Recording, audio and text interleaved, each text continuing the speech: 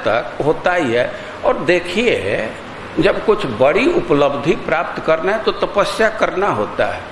ब्रह्मा जी 60,000 वर्ष तक तपस्या किए, 60 वर्ष सहस्राणी, 60,000 वर्ष तक तपस्या किए। किस लिए?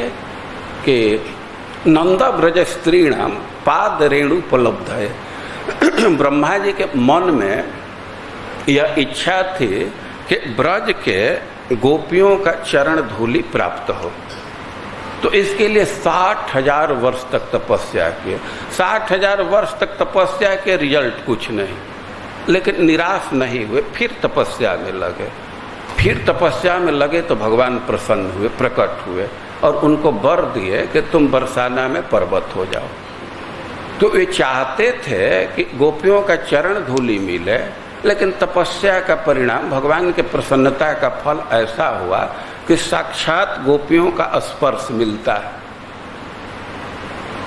वो दक्ष तपस्या में लगे, 1-2 वर्ष नहीं, कई एक मनवंतर तक तपस्या में रहे। विंध्य पादान उपव्रज, ये विंध्य पादान बहुवचन में दिया गया है।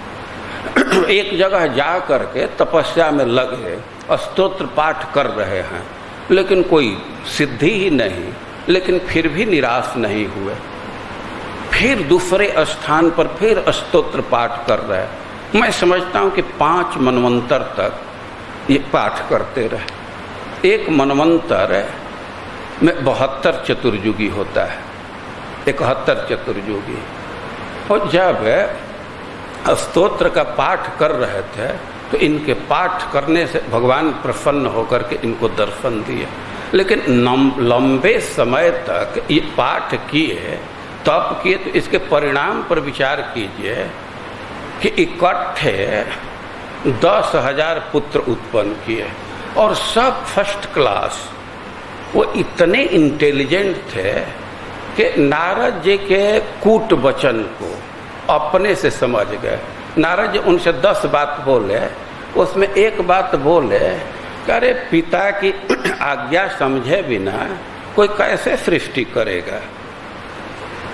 और प्रकट देखा जाए तो उनको स्पष्ट पिता की आज्ञा थी कि तुम लोग सृष्टि का विस्तार कियो, लेकिन हरिवंश समझ गए कि ना, वास्तव में शास्त्र ही पिता है और वह प्रवृत्ति का उपदेश नहीं दे रहा है। शास्त्र का आप निचोड़ पढ़ें तो उसमें तो निवृत्ति है, तो तुरंत निवृत्ति धर्म को स्वीकार कर लिए। उन फिर दक्ष 1,000 पुत्र उत्पन्न किया, लेकिन नारद उनसे आकर के एक बात कहे कि अरे छोटे भाई का कर्तव्य है कि बड़े भाई का अनुसरण करे। जो बड़े भाई का अनुसरण करता है उस भाई का यश बहुत बढ़ता है। वो प्रचेता फिर अपने बड़े भाई का अनुसरण किए, विरक्ति स्वीकार कर लिए, नहीं वो सबलास। अब तो दक्ष बहुत कुपित हुए और नारद जी को बहुत भर्त्सना किया है, गाली दिया है, लेकिन अब 60 पुत्रियों को जन्म दे के, पुत्रियों को तो सन्यासी नहीं बनाएंगे ना, लेकिन वो सन्यासी बने या न बने, वो स्त्री हैं, लेकिन उनके महिमा को सुनिए। भगवान जब गजेंद्र मोक्ष के बाद गिनती कर रहे हैं कि जो हमारा स्मरण करेगा, सरोवर का स्मरण करेगा, हमारे अस्त्र का स्मरण करेगा, लिस्ट दे रहे हैं, वो पाप से मुक्त हो जाएगा।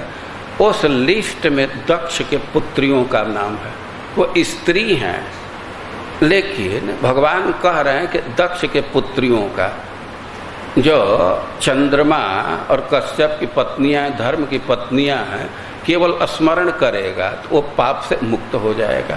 तो तपस्या का परिणाम आया, महान पुत्र और पुत्री उत्पन्न हुए और बहुत लंबे समय तक तपस्या किए।